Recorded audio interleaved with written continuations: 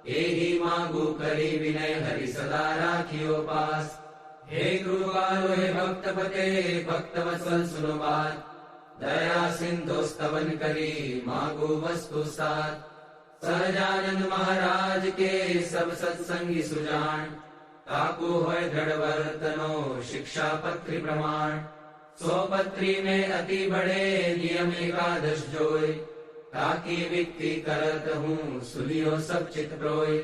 हिंसा न करनी जंतु की पर क्रियासन को त्याग, मांस न खावत मद्य को पीवत नहीं बड़भाग. विधवा को स्पर्शत नहीं करत न आत्मघात, चोरी न करनी काहू की कलंक न कोई कुलगात. निंदत नहीं कोई देव को बिन खपतो नहीं खात, विमुख जीव के वदन से कथा सुनी नहीं जात. यही धर्म के नियम में बरतो सब हरिदास, भजो श्री सहजानंद पर छोड़ी और सब आस. रही एकादश नियम में करो श्री हरि पद प्रीत, प्रेमानंद के धाम में जाओ निशंक जगजीत. श्री स्वामी नारायण भगवान की जय, अक्षर पुरुषोत्तम महाराज की जय, गुणातीतानंद स्वामी महाराज की जय, भगत जी महाराज की जय, शास्त्री जी महाराज की जय, योगी जी महाराज की जय, प्रमुख स्वामी महाराज की जय, महंत स्वामी महाराज की जय. कृपा करो मुझ ऊपरे सुख निधि सहजानंद, गुण तमारा गाववा बुद्धि आप जो सुख कंद. अक्षर पुरुषोत्तम अहि पृथ्वी ऊपर पधारिया, अनेक जीव उद्धारवा मनुष्य तन धारी रया.